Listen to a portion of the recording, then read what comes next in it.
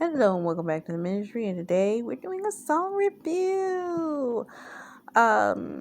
Everybody knows Tamia and Eric Benet famously for the song "Spend My Life with You," but you don't know that they made two other songs together. One being the one that I'm going to review, called "Have to Go Through It with Somebody." The Lord gave me this song about 3 days ago. It's popped up over and over and over again in my mind, and I ain't know what else to do with it but to bring it to you guys. So I'm here, and I'm obediently bringing it to you guys. I pray for the revelation as to how He wants me to do this, but I'm bringing it to you guys. Have to Go Through It with Somebody came off of Tamia's album, that she came out with in, I believe it was 2004, when she was pregnant with her second child. She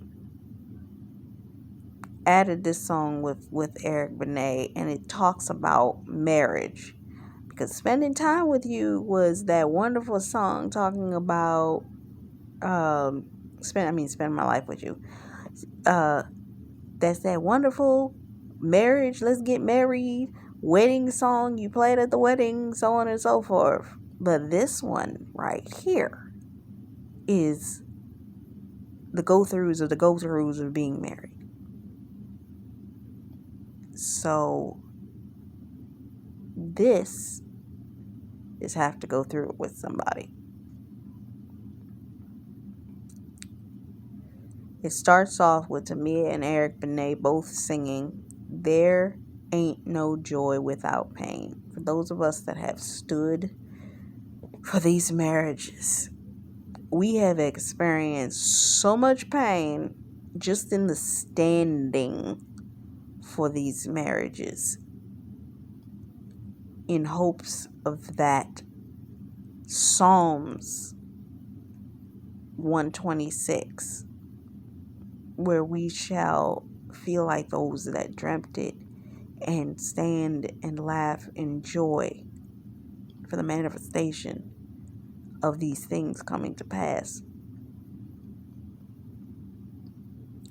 There ain't no sunshine without rain. You walk through seasons of rain. Sometimes it's torrential downpours, sometimes it's just painful experiences. But at the same time, there can be rain of blessings at the same time as the rain of confusion. I remember seeing a video by Prophetic Diary about a year and a half ago, and she was talking about how she was sitting in her car and it torrentially downpoured all of a sudden. And if you recall, the other day when I did the review for Fools Rush In, it started to torrentially downpour at the crossing over point. A lot of us are experiencing the torrential downpour of the rain that comes with the preparation of the manifestation of the crossing over. As things come into the fullness of their fruition, it's almost like a rain cloud comes to pour down. I'm seeing like the rain itself is a, not barrier, but a sign of, what's the word?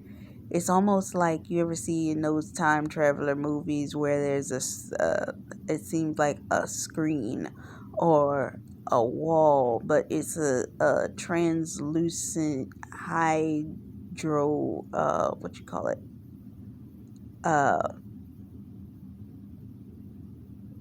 It's a word I'm looking for. Not hyper realistic, but the word is on the tip of my tongue. like holographic type wall that as it's passing through this, it's passing from one side to another. It's almost like the rain is necessary for the thing to pass through once it breaks through into your atmosphere. That is what it's passing through. It's almost like when you hear people say it's raining on the other side of the street while the sun is shining. That's what we're seeing with these manifestations.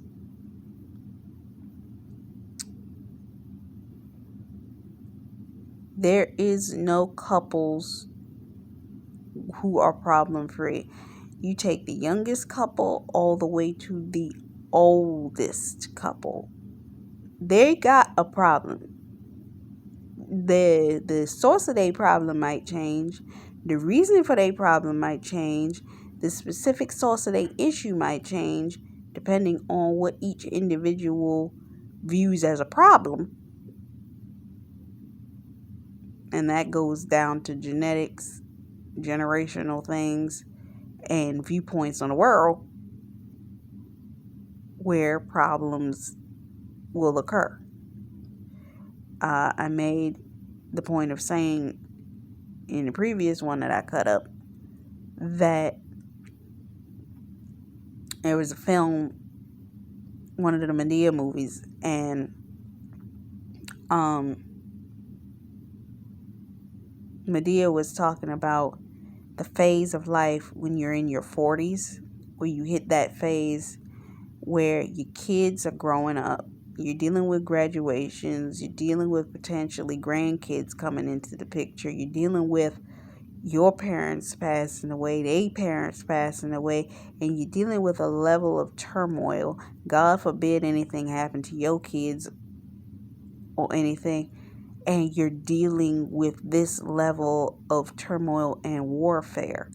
And then also, if you're looking at two people that may not be of the same age that are married, you're dealing with that person the older person is dealing with certain things that come with the range of their aging, and the younger one is dealing with certain things that come with the range of their aging. If the woman is in her 30s or heading into her 40s, dealing with her menopause and all that kind of stuff.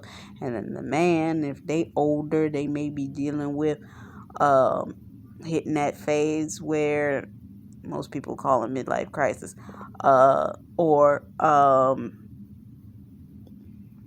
just dealing with the shift and the transition that comes with that 10-year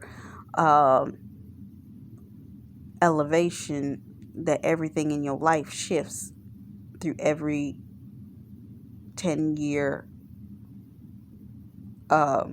growth spurt in a relationship, and understanding, okay, this person is going through this and that person is going through that, and coming into agreement with the fact, okay, I understand you're going through this with yourself, your body, your stuff, and they understand that you're going through this, and this,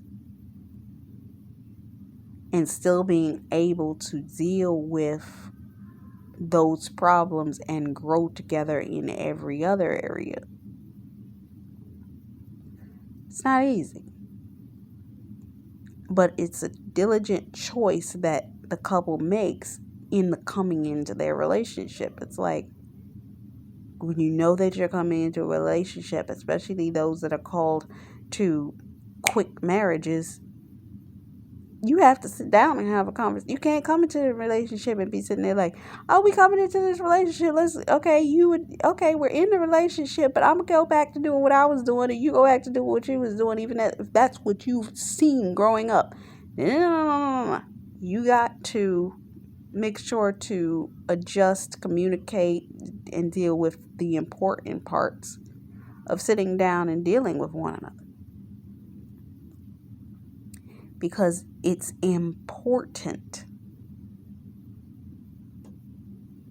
If you're going to make decisions and be in relationship with one another for your growth, for your relationship, for a thriving relationship, sitting down and dealing with each other and dealing with each other's issues and understanding, Okay, this may be a tender spot for this person. That may be a tender spot for that person. And understand, you may have to tell that person more than once that that's your tender spot because life happens. You understand what I'm saying?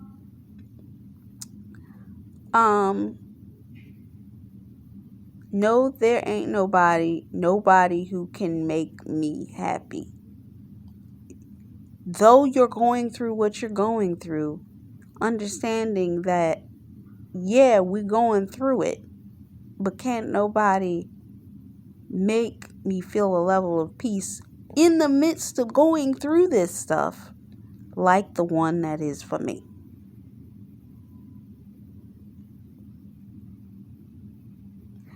You have to go through it with somebody. And baby, that somebody is you. You have to go through it with somebody. And I want that somebody to be you. The reason that it's so important for you to marry someone that God has ordained for you to be with when these storms hit on either side of your relationship, the person that you're with isn't going to be moved by it. They're not going to be like, I got to be out of here. I ain't dealing with this. The person that's ordained to be there with it, they're going to say, oh, let's strategically look at the situation. Let's observe it with clear heads. Let's step back and let's see it from a perspective of XYZ.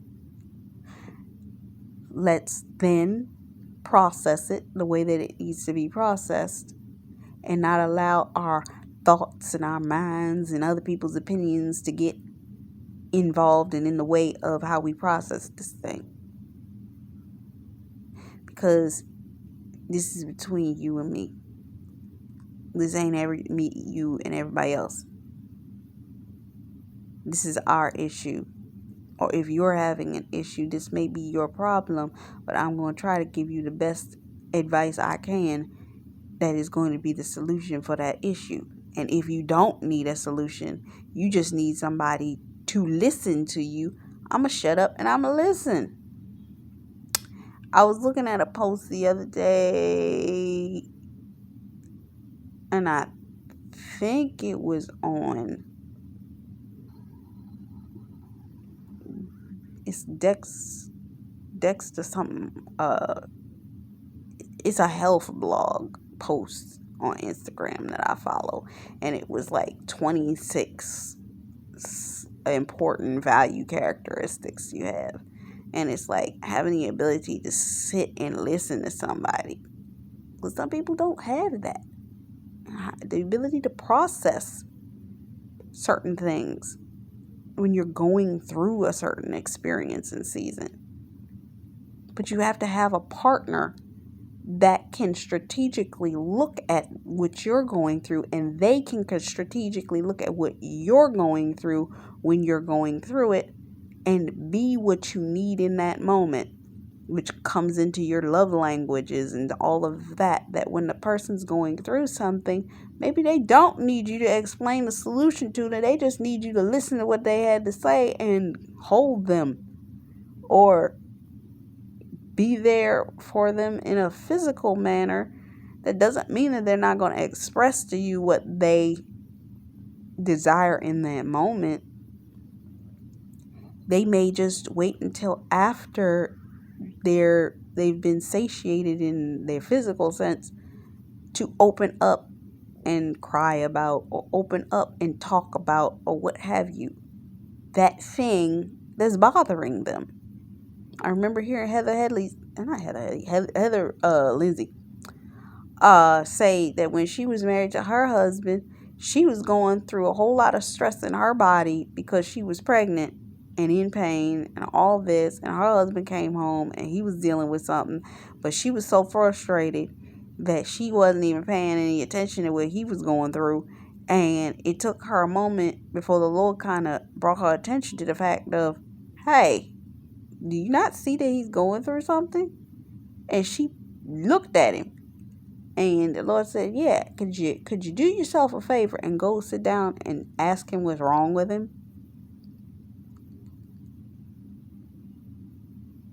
and ignore the fact that you're feeling something for a moment and find out what's going on with him?"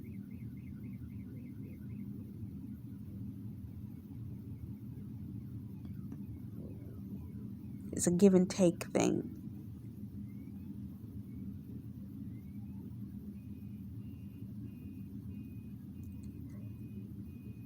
What will we do? What will we do? Where will we go? Where will we go? A lot of you, think about it honestly. Thinking of all the things that you've done in previous relationships, you ain't in the relationship, or maybe you have gotten into the marriage. You done did everything in that previous relationship. It did not pan out well for you, did it? In those relationships, you either ended up longing for something that was not there, being hurt, being abused, disrespected, so on and so forth. Whatever that thing was. And then, where are you going? Because what ends up happening is, especially if the relationship is God ordained, you could try to leave the relationship. Blessed be to you if you can manage to do so. But when you're called to be with somebody and God put it together, you can pull away from each other as much as you feel like it and as much as you think that you can. That person can walk away from you. Some of them even will divorce just because they feel like, I don't want to be in this thing. And once they calmed down, got themselves together, and saw that it was not green on the other side, they turn around and come right back. Because they ain't nowhere to go. Because the only person that knows them well enough, the only person that will deal with their stuff, the only person that is going to maintain in that season and with that reverence is the person that's called to walk with them through that level of confusion, through that level of stress, through whatever it is. Because God already prepared that person, no matter what the other person's career is, whatever the other person's stress is, whatever the other person's triggers are, that person that has been brought to be their spouse has already been prepared to deal with that person's stuff, and vice versa.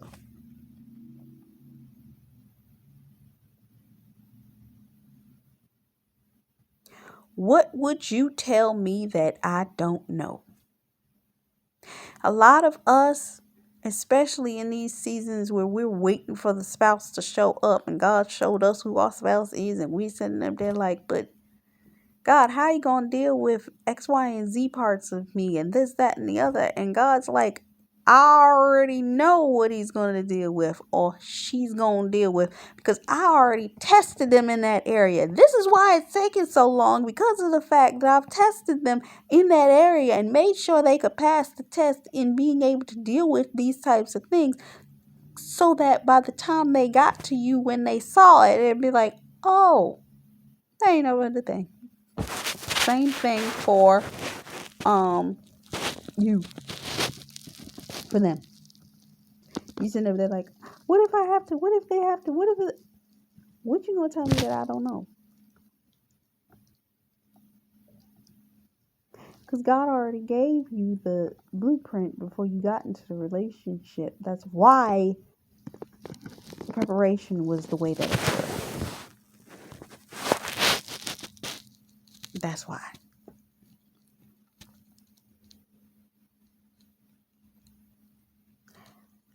I know that you're mine. I know that you're mine. And for those of you, you know that your husband is fine.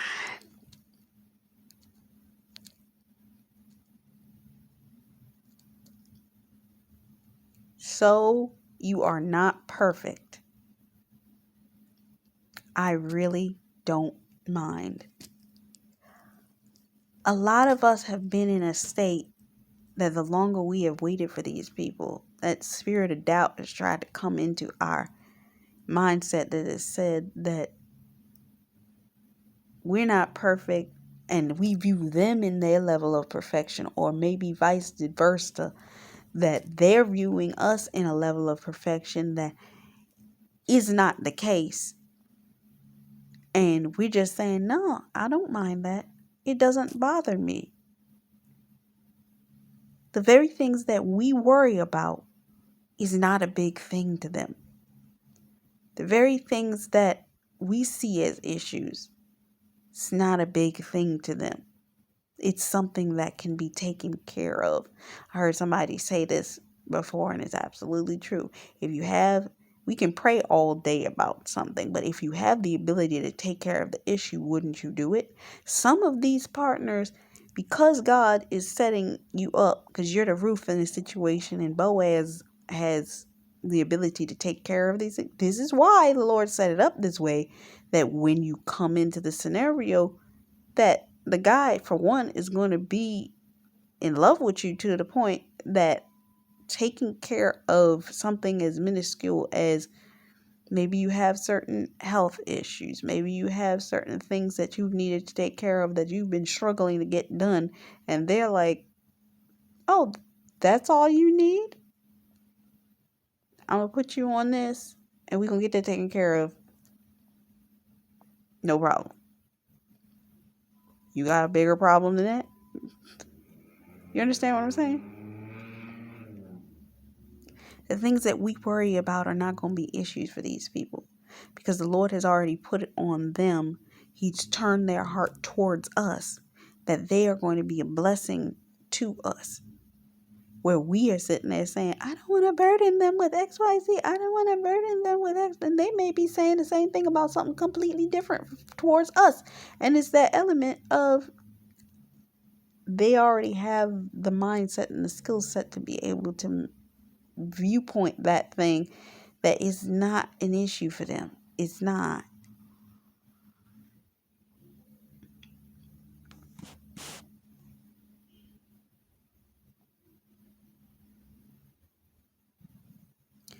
Now we're going to argue and we're going to fuss. I already prayed that I'm not going to be in an argumentative relationship. For I have prayed Psalms 37 and 26 for the covenant of peace over my relationship. But it doesn't mean that you're not going to have momentary disagreements. And it's the maturity level of how you handle the thing. Some people sit up there, oh, we're going to argue and fuss. It's not that you're going to argue and fuss. An argument and a fuss is a scenario of you not maturely taking the time to sit down and communicate the issue without yelling. What is it to just sit down and communicate the issue with one another? This is my issue. This is my problem. Let's sit down and discuss this. There's no fussing necessary. Yes, we go through levels of frustration and irritation and all of this type of stuff. This is why they tell you when you're having an issue, don't bring it forth to somebody until they have eaten, they have been rested, and they're in a calm state that you can have a discussion with them. Don't bother somebody with an issue when they're angry or irritable or have been through something. Be at peace with them and wait until they're ready to be able to receive. Understand?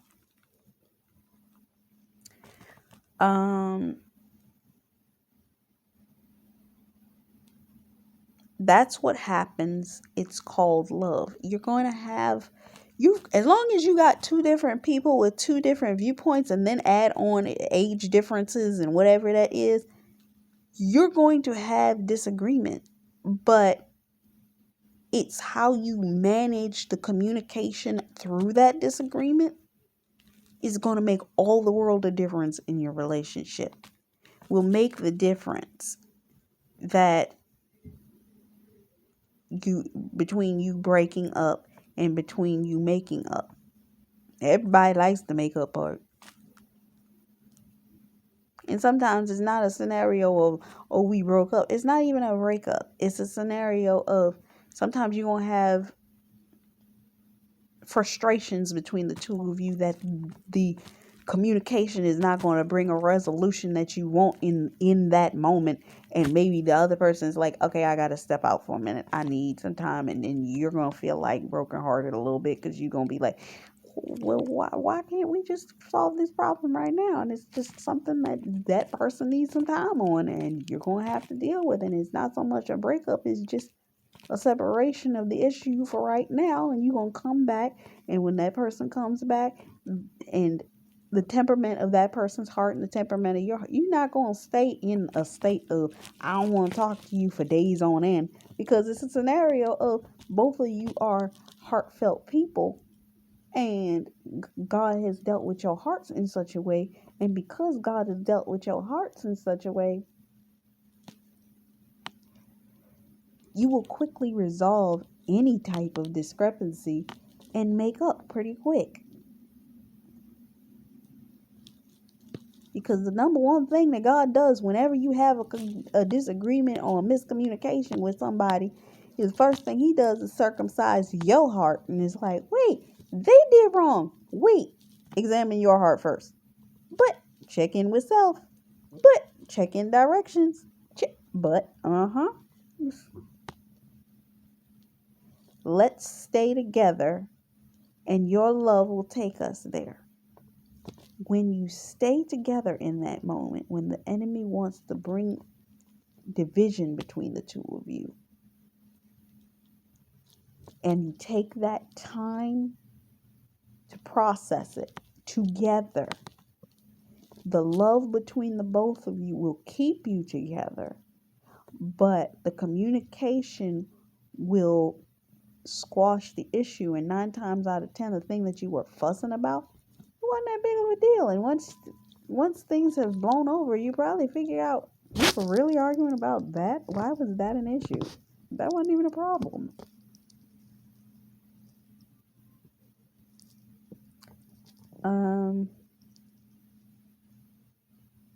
Because you have to go through it with somebody. And baby, I want that somebody to be you. I have to go through it with somebody.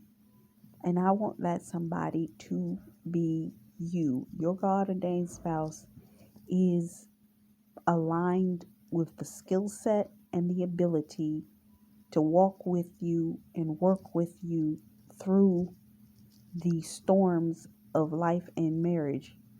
And it's not going to be as bad as other people make it out to be. Because I've seen other marriages, and there's so many people that are going to tell you about the negativity that they go through in their marriage. It's not to say that you don't have disagreements. It happens. But it's your temperament and your viewpoint and how you deal with it in your relationship that makes the difference. All the time spent trying to find out who's right or wrong. You don't need to do that. It's not about who's right. It's not about who's wrong. It's about taking the moment to acknowledge, okay, I'm putting this on the table. This is my problem. This is your problem. How are we going to solve this issue so that we are not at odds with each other? Because I'm going to still come home at night, and prayerfully you going to still come home at night, and we going to still sleep in the same bed together. And because of that, we ain't going to sit up here and be mad at each other because, well, I thought I was right, and I'm going to hold that against you. What the heck is that?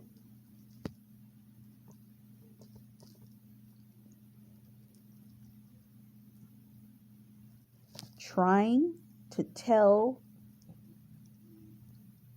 yours when I'm having some of my own.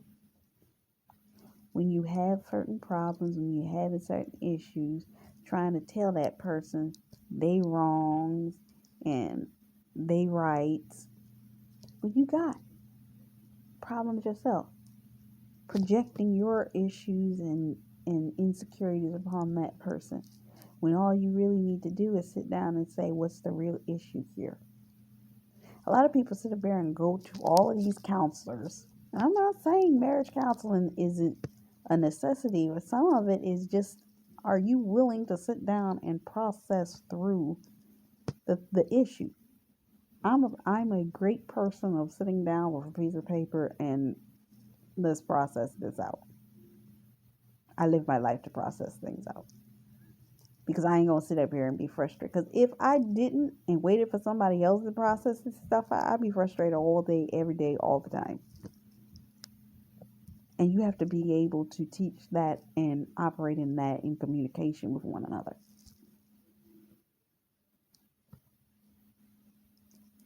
Let's agree to disagree on certain things. There are going to be times where you're not going to be able to find a right and wrong answer to the situation. It may just be a scenario of we're going to have a neutral outcome on this situation because we just really can't find the result or resolution to this thing in this moment. So let us both be wrong or right, but let us both be in it together and let it go. Because we could break up and move on. But it would be the same old thing with someone else. Technically, no. With a God ordained marriage, it wouldn't be the same old thing with somebody else. And I'm going to tell you why it's not going to be the same old thing with somebody else.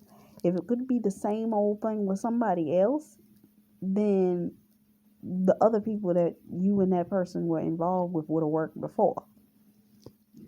It's going to be different between you and your God ordained because of the fact that you're willing to sit in it together. You're willing to work through it together. The other people, you will actually end up in more conflict, more confusion, and possibly a situation where, depending on where that person's spiritual headspace was, it could become a level of warfare, of